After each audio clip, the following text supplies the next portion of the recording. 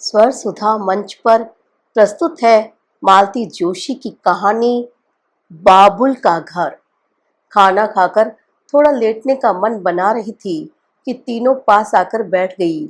नवीन की बहू ने मेरे लिए पान लगाते हुए शिकायत की, इकलौती बहन की शादी है और आपने आते आते इतनी देर लगा दी। दीदी, पता है हमारा प्लान तो आपके साथ शॉपिंग करने का था।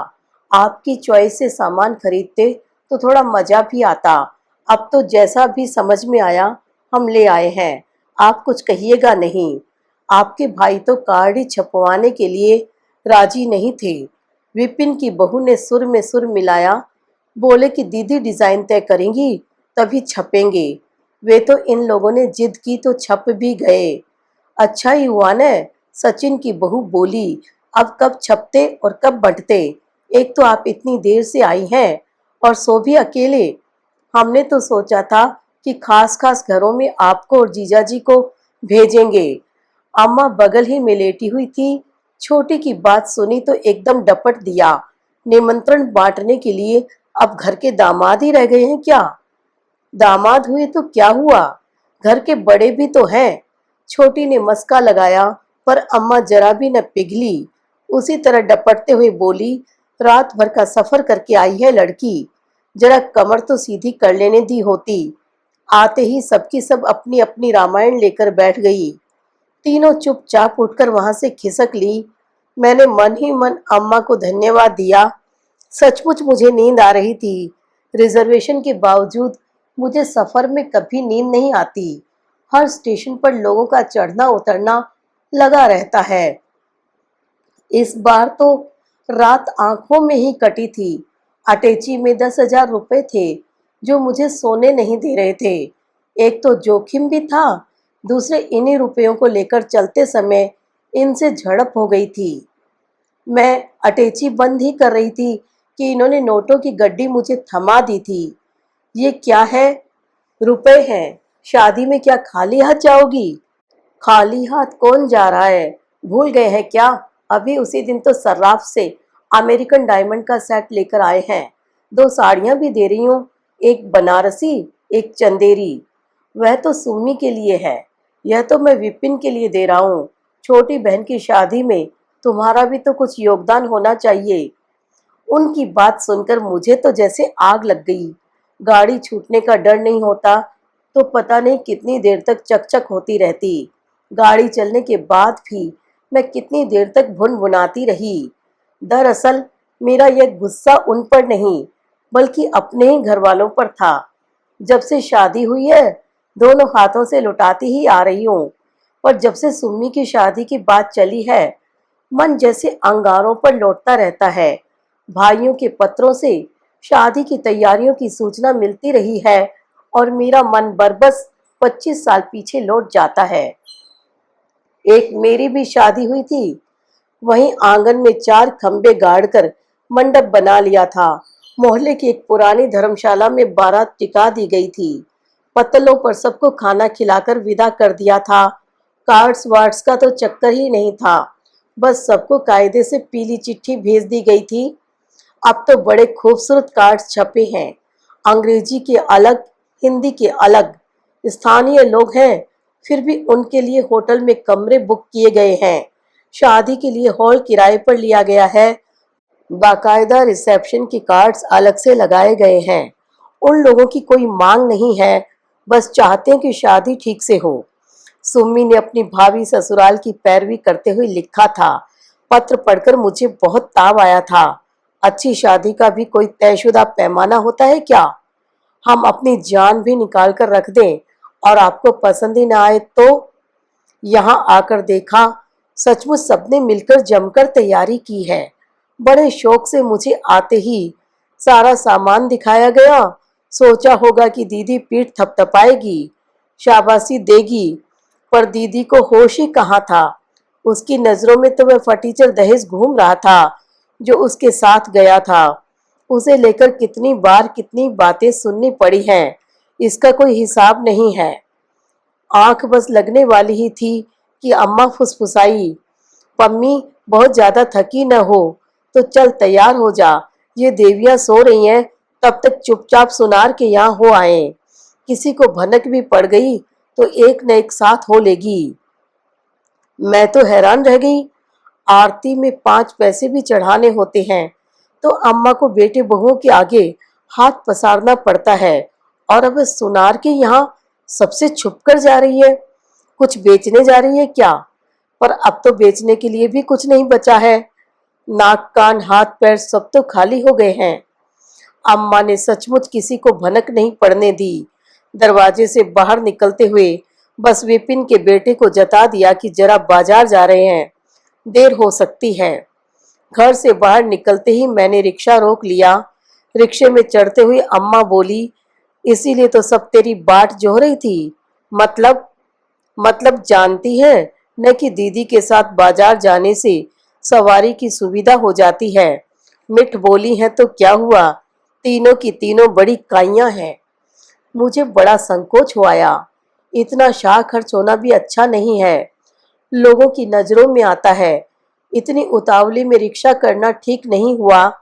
पर जब अम्मा ने पता बताया तो लगा कि ठीक ही किया जो सवारी ले ली। उतनी दूर पैदल तो मेरे फरिश्ते भी नहीं जा सकते थे। अम्मा ने एकदम शहर के दूसरे छोर का सुनार ढूंढा था। शायद गोपनीयता ही उनका मुख्य उद्देश्य रहा हो। अम्मा को देखते ही सोनी जी की बाँछें खिल गई।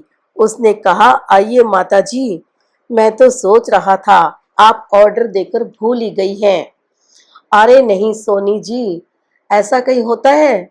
बस बिटिया का इंतजार था, आज तो आई है। मैंने आराम भी करने नहीं दिया और ले आई। मेरा माथा ठनका। भला मेरा इंतजार क्यों था? सोनी जी जैसे ही इधर उधर हुए, मैंने अम्मा से कहा, परसों तुम्हारे दामाद आ रहे हैं अम्मा, तब आ जाएंगे, अभी तो मैं इस तैयारी से नहीं आई थी। तू चुप कर, अम्मा ने डपट दिया। तुझसे पैसे कौन मांग रहा है? यह तो और हैरानी वाली बात थी। फिर अम्मा को मेरा इंतजार किस लिए था? क्या अम्मा मेरे लिए कुछ बनवा रही है? शादी में तो बस एक जोड़ी बूंदे दिए थे, वे भी इतने हल्के थे कि हथेली पर रखकर फूंक मारो तो उड़ जाएं। मेरी एक जेठानी ने सबके सामने ये करतब करके दिखाया था। शर्म से मैं पानी पानी हो गई थी। उस प्रसंग की याद आज 25 साल बाद भी शूल सी कसकती है। तो क्या अम्मा 25 साल बाद उस अपराध का प्रायश्चित करने जा रही है? 25 साल बाद, जबकि मैं खुद अपनी बिटिया के लिए गहने बनवा रही हूँ। तब तक सोनी जी हाथ में लाल कागज का डिब्बा लिए भीतर से नमूदार हुए। डिब्बा खोलकर उन्होंने लाल कागज हटाया। एक जोड़ी कंगन जगर मगर कर रहे थे। देख, अच्छे हैं न? मैंने एक कंगन उठाकर पहनना चाहा, पर वह उंगलियों में फंसकर रह गया। 25 साल बाद शरीर का नाप क्या वही रह जाता है? अम्मा भी तो गजब करती हैं। बनवाने से पहले नाप तो मंगवा लेती। अम्मा, यह तो छोटे हैं। नहीं बहन, सोनी जी बोले, बिल्कुल नाप से बने हैं, बल्कि लाली तो परसों देख भी गई थी, बिल्कुल ठीक आए थे। लाली कौन? अपनी सुम्मी रे। मन एकदम बुझ सा गया। तो कंगन सुम्मी के लिए बन रहे हैं, फिर मुझे साथ में लाने की क्या जरूरत थी? पर मुझे ज्यादा देर तक सोचना नहीं पड़ा, क्योंकि सोनी जी बिल पर लिखने के लिए मेरा नाम पूछ रहे थे। मैंने विस्मय से अम्मा की ओर देखा। उन्होंने मुझे चुप रहने का इशारा करके खुद ही मेरा नाम बता दिया, और जब तक सोनी जी बिल बना रहे थे, चुपचाप नोटों की एक गड्डी मेरे हाथ में सरका दी। मैंने नोटों का वह बंडल ठीक से देखा भी नहीं और यंत्रवत सोनी जी को थमा दिया। उन्होंने रुपयों को सिर से छुआकर सरसरी तौर पर गिना और पेटी में डालते हुए बोले, वाह बहन, आप बहुत पुण्य का काम कर रही हैं। नहीं तो आजकल किसी के लिए, खासकर बहन के लिए, इतना कौन करता है? सारे रिश्ते नाते दिखावे के रह गए हैं।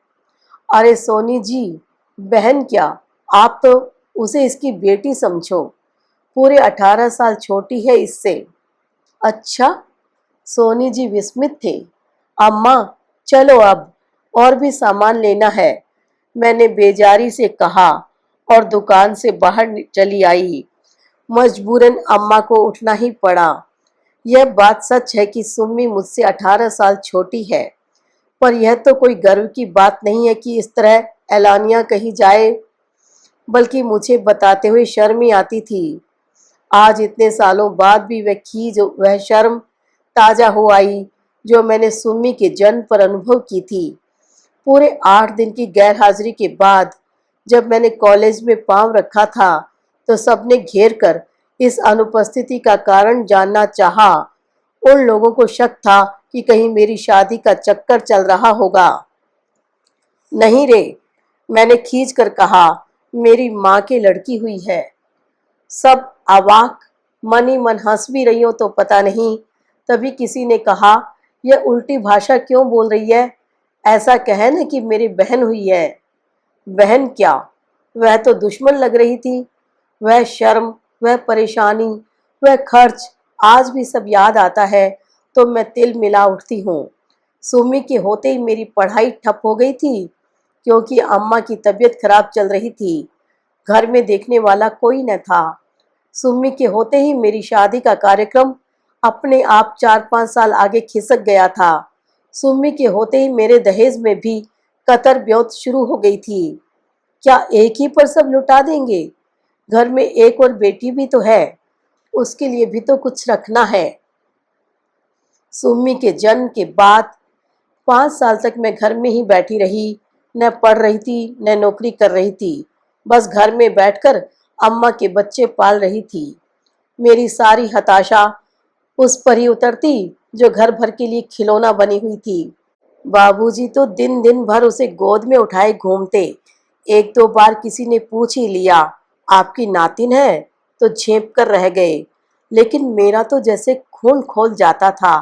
अम्मा कुछ स्वस्थ हुई तो मेरी शादी की बात चलने लगी, पर कहीं मेरा साधारण रूप रंग आड़े आ जाता तो कहीं ग्रेजुएट न होना बाधक बन जाता।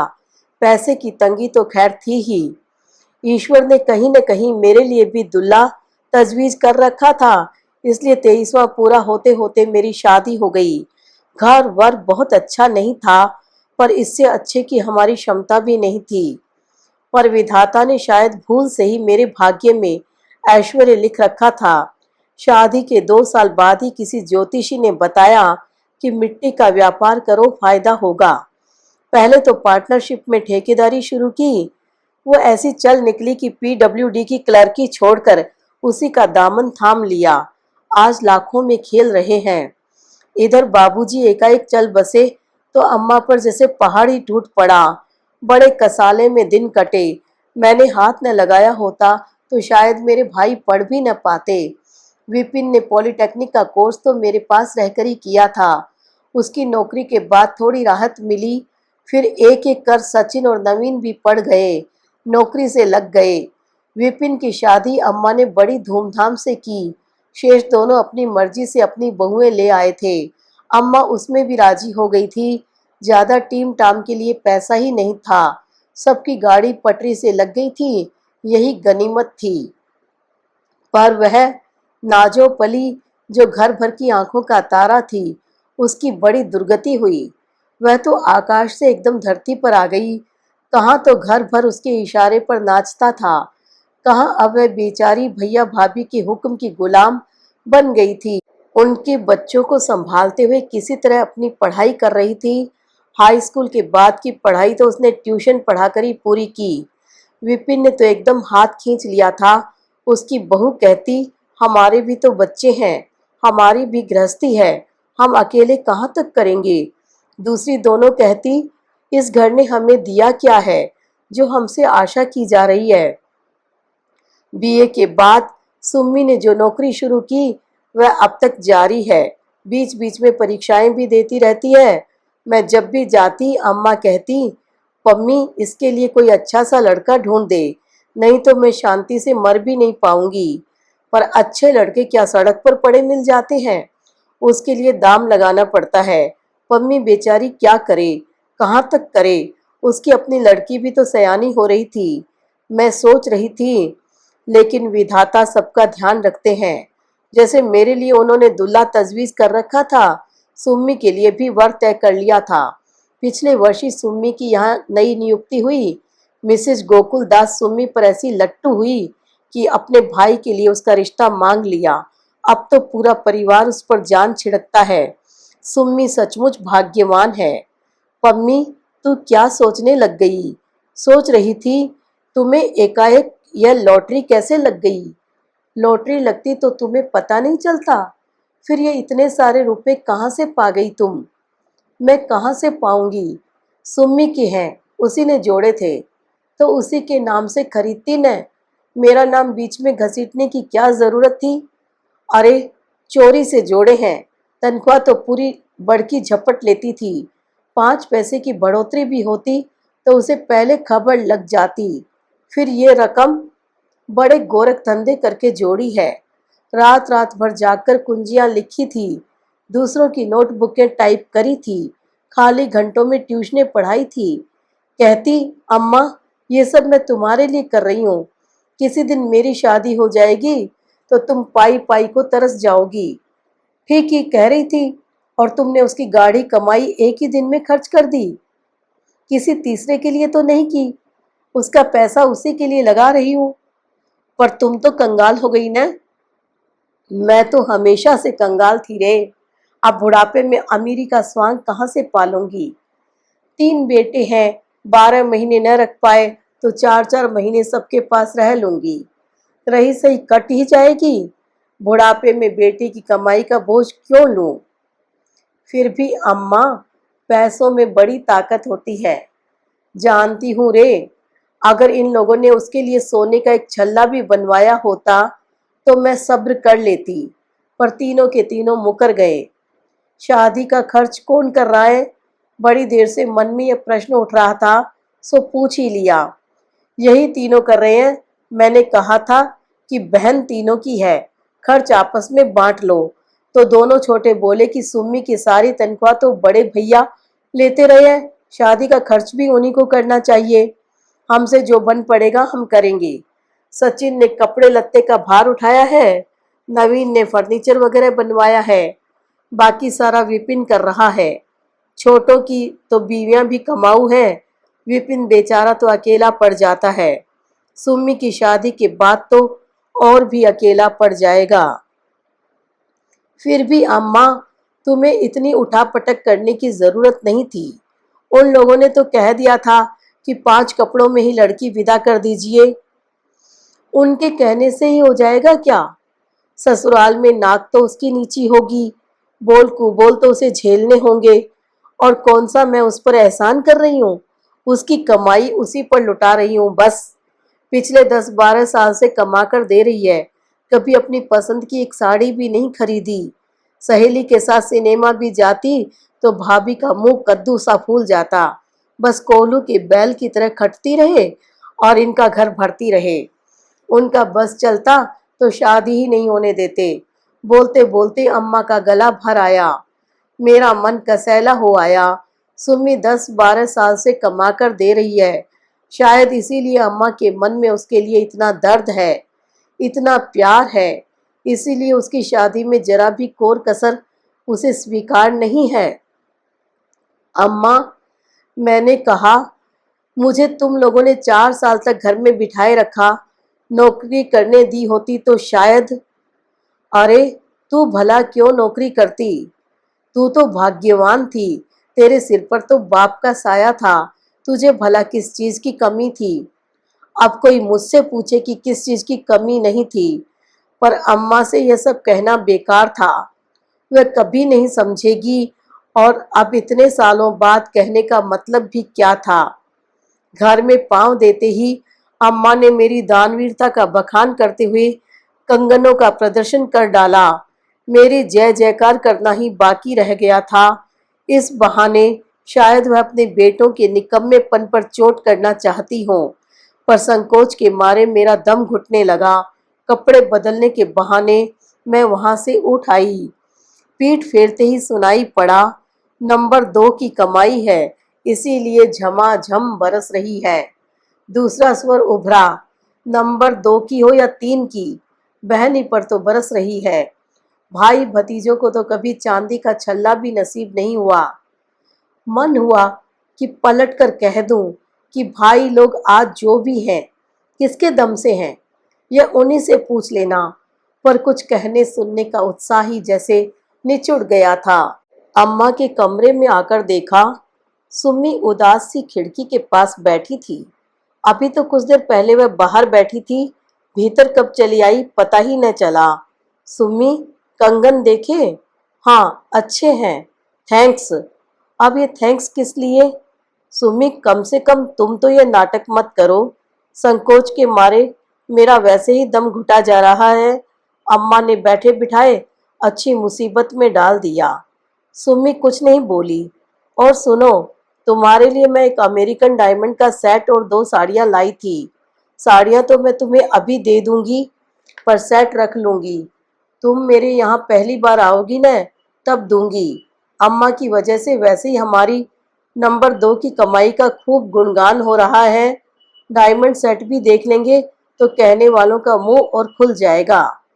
सुम्मी ने गहरा निश्वास छोड़ा। मैं चौंक पड़ी। सुम्मी, तू इतना उदास क्यों है? तुम्हें तो खुश होना चाहिए। मनपसंद दूल्हे से शादी हो रही है, और शादी भी भाई लोग अपनी सामर्थ्य के अनुरूप अच्छी ही कर रहे हैं, फिर दुख काहे का? मेरा दुख तुम नहीं समझोगी दीदी। तुम्हारे सामने तो ये सब शहद घुली बात करते हैं, पर इनकी असलियत मैं जानती हूँ। मेरा मन तो इनके ताने सुन सुनकर छलनी हो गया है।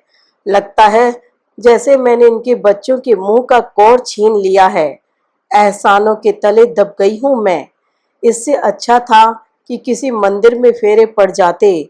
महेश भी राजी थे, पर अम्मा नहीं मानी। उन पर तो जैसे पागलपन सवार हो गया है। जरा सी भी कोर कसर बर्दाश्त नहीं होती। उन्हें अपने मन की कर लेने दो सुम्मी, घर की आखिरी शादी है। लेकिन मेरे जाने के बाद वह कितनी लाचार हो जाएगी, इसकी भी खबर है। मैंने तो कभी भाइयों के आगे हाथ फैलाने नहीं दिया।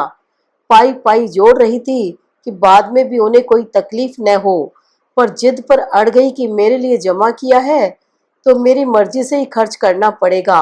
रो रो कर कस्में दे देकर सारा पैसा निकलवा लिया। बोली, भाइयों की सामर्थ्य नहीं है तो क्या हुआ, अभी तो मैं बैठी हूँ। मेरे रहते तुम खाली हाथ ससुराल नहीं जाओगी। अभी कुछ समझ में नहीं आ रहा है। शादी का जोश चढ़ा हुआ है, बाद में बैठकर रोएगी। अम्मा तो जब रोती तब रोती। अभी तो सुम्मी ने ही रोना शुरू कर दिया। मेरी समझ में नहीं आया कि उसे क्या कहकर सांत्वना दूं। बस यूं ही पीठ पर बालों पर हाथ फेरती रही। रुलाई का आवेग कुछ कम हुआ तो वह बोली, दीदी तुम भाग्यवान थी। बाबूजी की राज में शान के साथ इस घर से विदा हुई थी। जाते हुए तुम्हारे मन पर न किसी के एहसानों का बोझ था, न किसी की चिंता थी, पर मैं तो जैसे दुर्भाग्य लेकर ही पैदा हुई हूँ। कभी खुलकर हंसना ही नसीब नहीं हुआ, अपनी शादी पर भी नहीं।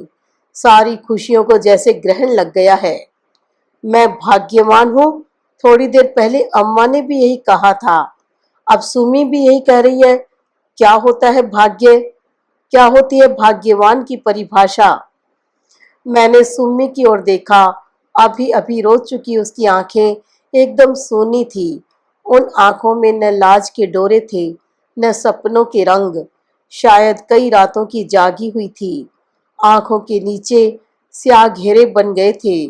दुल्हन क्या ऐसी होती है? चेहरे पर जरा भी रौनक नहीं थी। मैं तो सोच रही थी कि इंजीनियर पति पाकर वह उड़ी उड़ी फिरती होगी, पर उसके पाँव में तो जैसे किसी ने मन मन भर की बेड़ियां डाल दी थी। अम्मा की चिंता में तो है हंसना भी भूल गई थी। शादी के वक्त लड़कियों पर कैसा निखार आ जाता है, पर इसका तो अपना चंपई रंग भी मटमैला पड़ गया था। और हैरत की बात तो यह थी कि घर में किसी को इसकी चिंता नहीं। सब अपने अपने हिसाब किताब में व्यस्त। मैं भी तो उन सबसे अलग कहाँ हूँ। जीवन में पहली बार सोमी के लिए मेरे मन में ममता जागी। उसके बालों पर हाथ फेरते हुए मैंने कहा, सुम्मी, तेरे जीजाजी ने तेरे लिए 10,000 रुपये भेजे थे। मैंने सोचा था कि विपिन को दे दूंगी। अम्मा अगर पहले से थोड़ा इशारा करती तो कंगन के दाम मैं ही दे देती, पर खैर कोई बात नहीं। ये रुपए तुम अम्मा के नाम जमा कर दो और चिंता से मुक्त हो जाओ। हर महीने इन्हें कुछ न कुछ मिलता रहे, ऐसी व्यवस्था कर देना। हारी बीमारी का न सही, पूजा पाठ का खर्च तो चल ही जाएगा। पहली बार मुझे लगा कि सुम्मी के चेहरे का तनाव कुछ कम हुआ है और लगा कि हंसी की एक हल्की सी किरण बस फूटने को ही है।